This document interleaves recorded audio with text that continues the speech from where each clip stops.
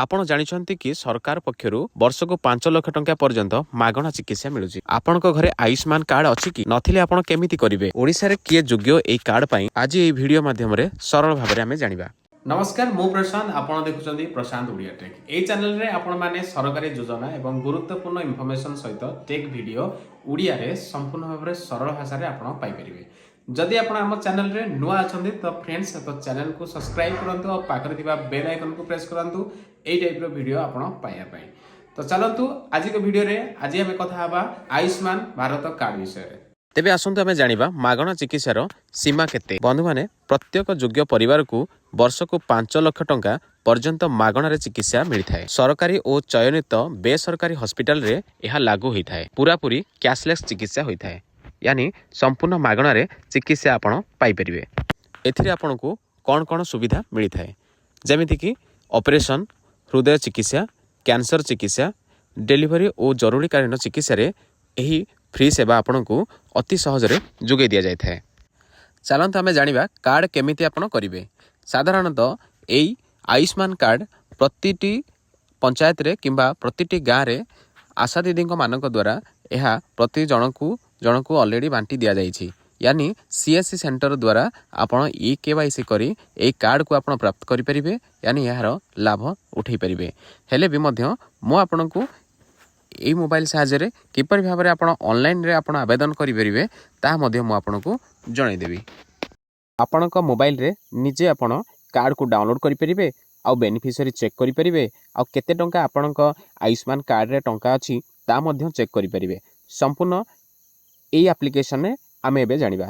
सर्वप्रथमे आपण को मोबाइल रे आपण गूगल प्ले स्टोर को ओपन करनेबे। गूगल प्ले स्टोर ओपन कला परे सर्च रे क्लिक करिवे, लिखिबे Ayushman application. Ayushman application already मोर इंस्टॉल कर रखिछि। जदि आपण इंस्टॉल करनाहंती ताहले एठारे आपण इंस्टॉल ऑप्शन रे क्लिक करिवे। इंस्टॉल हे सला परे आपण सिंपल याको ओपन करनेबे। ओपन कला परे एई टाइप रो इंटरफेस आपण मोबाइल रे देखिया को पाइबे। 5 लाख टंका पर्यंत आपण को फ्री रे चिकित्सा आपण हेई परिबे। तो एथिरे बेनिफिशियरी सर्विस आपण को कोन कोन मिलिबो। सर्वप्रथमे आपण एटे चेक करि परिबे जे आपण निजे एलिजिबल अछंती कि एई कार्ड पई। तो एथिरे एमआई एलिजिबल ऑप्शन रे आपण क्लिक करिकि आपण चेक करि परिबे।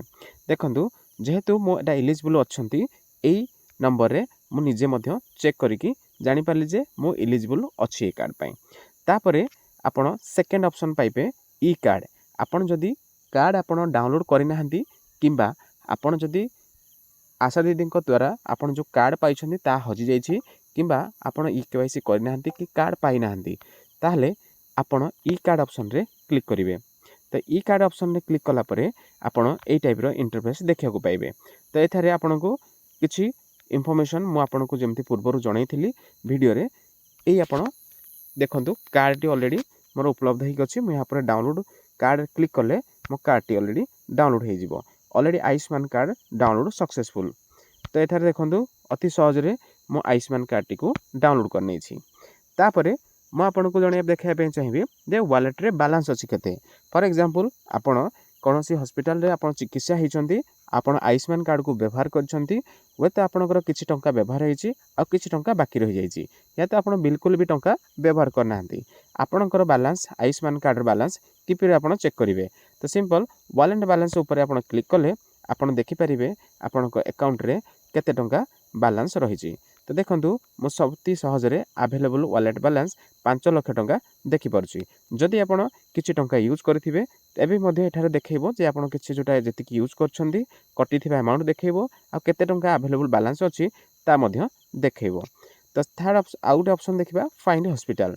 आपणको पाखरे पाखापाखी एरिया रे कोठी हॉस्पिटल अछि ता चेक करिया पई फाइंड हॉस्पिटल रे आपण क्लिक करिकि अति सहज रे आपण चेक करि परिबे। State, district and pin code नेकी फाइंड हॉस्पिटल रे क्लिक कले आपण चेक करि परिबे फाइंड हॉस्पिटल नियर मी। जदि आपणकर पिन कोड रे हॉस्पिटल किछि आसु नाही ताहले आपण find hospital near me option ने क्लिक कले पाखरे आपणकर जो हॉस्पिटल आपणकर उपलब्ध अछि ताहा आपनको शो करिवो। से हॉस्पिटल जाइकि आपण चिकित्सा हेइ परिबे। ता सहित आपणकर ट्रीटमेंट हिस्ट्री एथिरे गोटे ऑप्शन अच्छी ट्रिटमेंट हिस्ट्री आपड़ जो चिकित्सा होती कौ कौ हॉस्पिटल चिकित्सा होती केते टंका सारी कौन कौन चिकित्सा होती आप कौन प्रॉब्लम होता सबूर रेकर्ड ए आप देखिपारे ठीक अच्छे। आउ गोटे ऑप्शन रही है आपंकर e KYC Redu e KYC यानी आपण जदि ई केवाईसी करना किंबा ई केवाईसी आपण निजे करने चाहूँगी ताले आपण ई रेडियो केवाईसी आप क्लिक करी आपण यहाँ अति सहज ई केवाईसी आप करेंगे। प्रोसीड गलापर एपणकर मोबाइल नंबर टाइप करेंगे आ कैप्चा जहाँ लिखाई तले लिखिकी आप वेरीफाई क्लिक कलापर आपंकर से पिक्चर आसो इमेज देवाई से आप सिलेक्ट करके आपण ई केवाईसी करेंगे। एतिकी आप अति सहजरे आप एप्लिकेशन द्वारा बहुत गुड़े इनफॉरमेशन आप चेक करेंगे आयुष्मान कार्ड आप बेनिफिट नहीं पारे आ कौन जदि क्वेश्चन असुविधार सम्मुखीन होती अति सहजरे इनफॉरमेशन पाइपर।